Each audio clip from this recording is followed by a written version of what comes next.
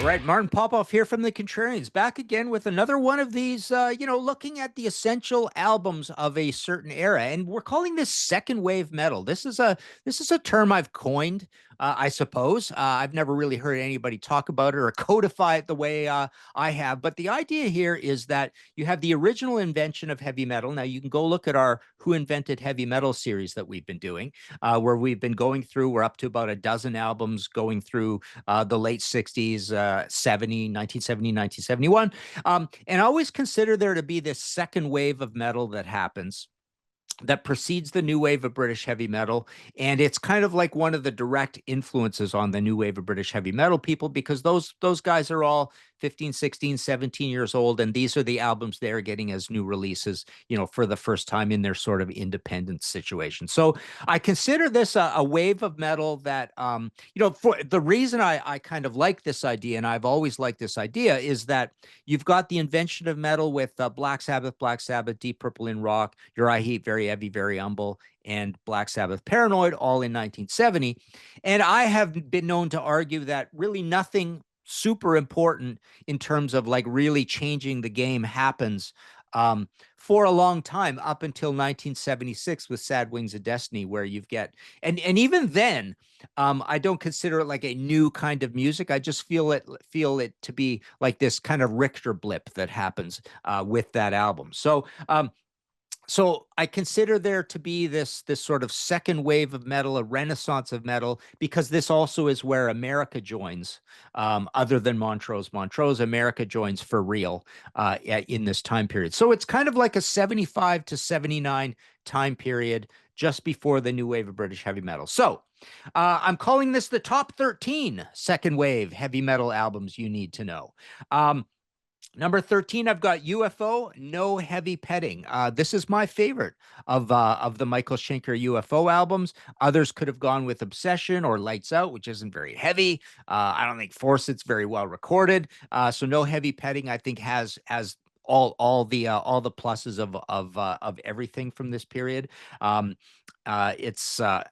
think it's got Natural Thing on it. Can You Roller? I think it sounds amazing. So 13, UFO, No Heavy Petting. 12, I've got Rainbow, Long Live Rock and Roll. So this is the third Rainbow album. I think they do a really good job on this. It can be a little patchy in spots, but it's got Kill the King, it's got Cozy Powell, Thundering Up a Storm on here. It's got a lot of moodiness to it. Gates of Babylon. So yeah, 12 is Rainbow, Long Live Rock and Roll. 11, I've got Thin Lizzy, Jailbreak. Could have gone for Bad Reputation, could have gone for Johnny the Fox, I suppose. I feel moving up into Black Rose, which I prefer more, is moving just maybe a little too close to the new wave of British heavy metal for this band. I do have some later stuff coming up. But yeah, Jailbreak is kind of one that is considered fairly essential, because you've got Warriors, Emerald, Cowboy Song, Boys Are Back in Town, Jailbreak. So, if I'm ceding ground to an album that a lot of people consider as the greatest Thin Lizzy album. Number 10, I've got Kiss Destroyer. That's my favorite Kiss album. I think it's the most ambitious, well put together. Kiss is the big band of the second wave. So this is America joining. You've got Kiss, Aerosmith, Ted Nugent, Blue Oyster Cult. So this is kind of their masterpiece, right? Detroit Rock City is on here. Shout It Out Loud. King of the Nighttime World, God of Thunder, all that. Good stuff.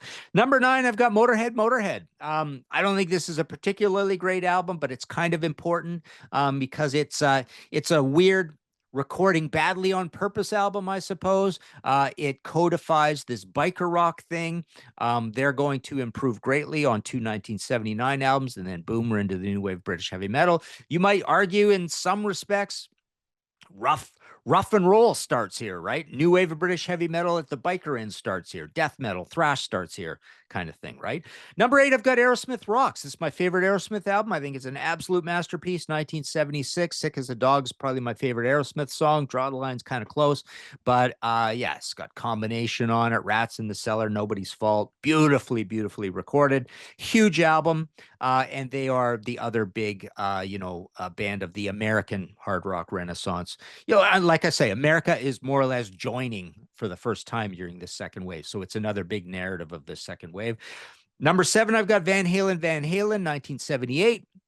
And this is an absolutely important album, maybe kicks off hair metal, kicks off the idea of the first guitar hero in a huge way, I think, since Jimi Hendrix. Gorgeously recorded by Ted Templeman, molten guitars, massive, massive hit songs on here. It's a diamond album. Actually, nothing else on here even comes close sales-wise. Number 6, I've got Judas Priest, Sin After Sin, the Roger Glover produced album, very young, fast, and scientific, thin. Simon Phillips on drums, kind of invents the idea of technical speed metal. It's arguably a progressive heavy metal album, progressive metal album, 1977. Number 5, I've got Rush 2112. Speaking of progressive metal, this is considered to be, by many people to be maybe the only Rush album that is a heavy metal album. It's an interesting idea. Or maybe the heaviest Rush album. But it's a half a concept album. It's definitely progressive metal, greatly recorded by Terry Brown. They're a super important band of this whole second wave metal thing because they're prolific right through this period. They've got what is it? Hang on, two albums in 75, a 76, a 77, a 78, an 80, live album in there. So yeah, they're a big part of this story, and they're a big influence on the new wave of British heavy metal as well. Number 4, I've got Judas Priest, Stained Class. So here we are, 1978, an album that is absolutely heavy throughout, very, very cerebral riffing. You got a new kind of singer. That's the other thing that you get in this second wave metal is you get the first kind of operatic singer in Rob Halford. Every single song on here is heavy except Beyond the Realms of Death, which is kind of only half heavy, but everything else totally heavy. But yeah, you've got the invention or the furtherment of a very cerebral, complicated, cool metal that will pick up in the new wave British heavy metal. Number 3, I've got Rainbow Rising, 1976, super important album. Everything on this is totally heavy. As I've said many times before, this is the first album we got as kids where every single song was heavy, so we love that about it. And it's kind of like a major cornerstone of power metal. Cozy Powell's on this, of course. Ronnie James Dio, Richie Blackmore. Number 2, I've got Judas Priest, Sad Wings of Destiny. This is a crazy important album, as I mentioned earlier, because this is a massive improvement over the likes of anything, like let alone Led Zeppelin. I mean, it is an improvement even over Sabotage. It's an improvement over Rainbow Rising.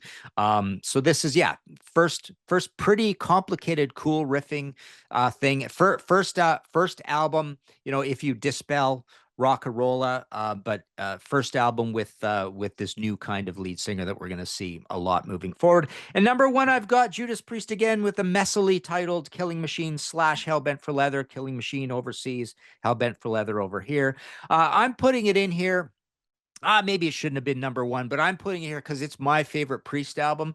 And if I'm putting my subjectivity on this or subjective stamp on this list. So yeah, 1970, 1978, right? So in the UK it's 78, over here it's 79. But yeah, I think you've got some amazing, I always say Burning Up, Delivering the Goods are way up my list, top 5 Priest songs. You got Hellbent for Leather, major song on here. It's just them getting better and better, and I'm rewarding them for being probably the number 1 biggest inspiration on the new wave of British heavy metal. So there you go. Those are the top 13 second wave heavy metal albums you need to own. You can join our Patreon situation, like and subscribe. That all helps, right? Hit the like button if you like this list, and let us know in the comments. I always check the comments, so let us know what you think, what I missed here. Maybe the Ram Jam album. Did I miss that? A Portrait of the Artist as a Young Ram. And I've written books on, let me see here. Every single one of these bands. Yeah, I've got a Motorhead book. I got a Kiss book. I've got numerous Thin Lizzy books, Rainbow, UFO. So all that you can, if you like these bands, you can look on martinpopoff.com. I sign them, send them out from the office here. Got PayPal buttons. Check out my audio podcast as well, History in 5 Songs with Martin Popoff. And I do an audio podcast with John Gaffney as well called Kicked in the Teeth, an AC/DC podcast. But there you go. A second wave. Let me know what you think of this idea. Is there such a thing as second wave heavy metal, or am I making something up here? But until then, go listen to some Judas Priest, of course.